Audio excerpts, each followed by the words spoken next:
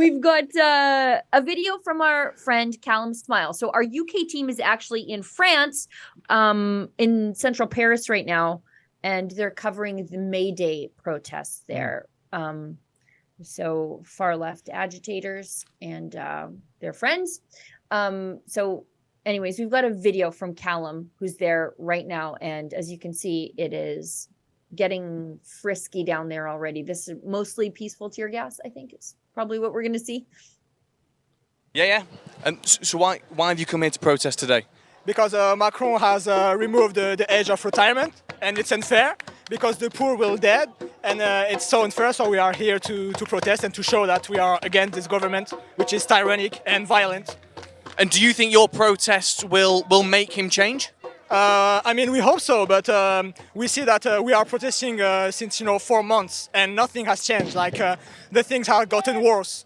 But we will try and we will see if it works. And what do you make of the police's use of violence today? I mean, living in a neighborhood, I'm kind of used to it. I know that they're violent. I know that they don't respect the laws. But we are fighting against them, and we are trying to resist. And if you could say one thing to the police today, if they were to watch this video, to try and get them on side, what would it be? Either join us or go fuck yourselves. Thank you very much. You're welcome. Jeez, I'm so sorry, everybody at home, if you don't like the harsh language. This is 3 videos in a row where I didn't warn you in advance. And you think you were worried when I said hickory dickory dock, Sheila Gunn. I know. It was a harbinger of things to come.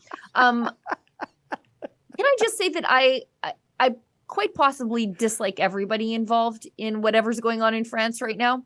So we've got people protesting in the streets because the retirement age is moving from 62 to 64 because they can't pay for these services. People are living longer. The retirement age was just literally picked based on people's life expectancy a gazillion years ago, and people are living longer than ever. And they're languishing. Actually, in the last 10 years of their life, because people, I've got my own theories about it, but it has a lot to do with the standard Western diet these days.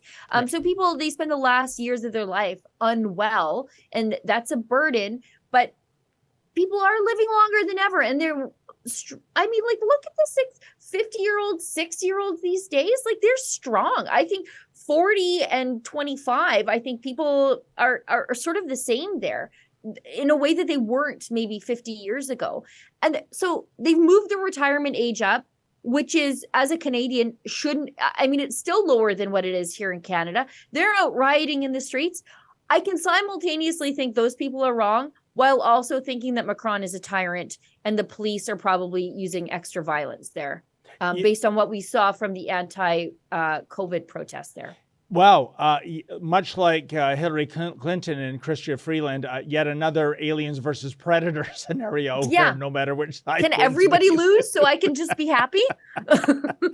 But Sheila, you're absolutely bang on.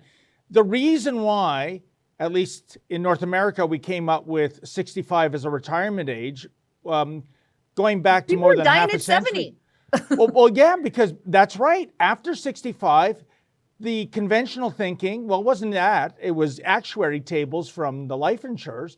You probably had 3 or 4 good years left, and then you went into decline, especially if you were sedentary, especially if you were smoking cigarettes, etc. Yeah. Now you got people in their early 80s climbing Mount 90s, Everest, yeah. right? I've always thought, Sheila, one of the most successful ad campaigns in Canada was London Life Freedom 55. And it always ended with the Muskoka chair on a Caribbean beach, as the sun is setting and it's beautiful. Imagine that, retiring at 55. And imagine you're sitting on this Muskoka chair watching the sunset in the Caribbean. And that's nice for the first day, the first week, first 2 weeks. Sheila, I know at that age, at if I was doing that every day, I'd be going out of my mind. I'd be at cuckoo. 55. You're really just at the halfway mark of the gas tank right now. People are living up to 100 and beyond. So as much it was an idyllic, oh, wouldn't that be beautiful? Well, think about it. You better come up with some hobbies, like, I don't know, making ships in there a would bottle. be a murder-suicide around here if I had to like shut her down with Rusty Junk, my husband upstairs, who is continuing to paint the tractor wheels instead of my door.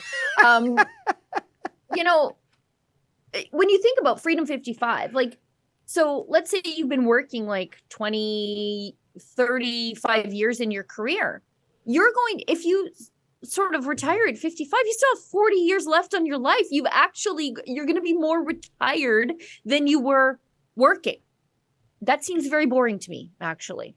I don't think people should spend their lives working themselves to death, but I think it is important for people to be productive and contributing and stay busy and keep their bodies busy and their minds busy. And one of the best ways to do that is to go to work every day, because the benefit of that is not just the psychological and physical benefits, but you also get a paycheck too. So it's a win-win-win for the people involved, and the economy too, and the taxpayer. So I don't know.